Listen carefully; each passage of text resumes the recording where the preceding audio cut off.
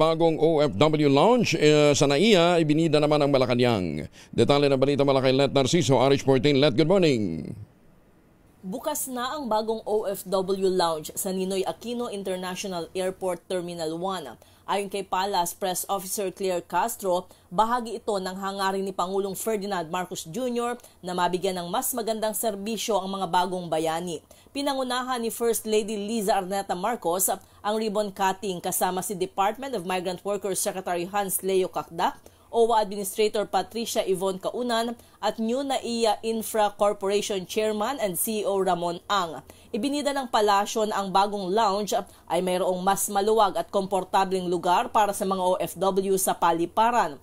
Mayroon rin itong libreng pagkain at inumin, komportableng pahingahan, charging stations at baggage storage rooms.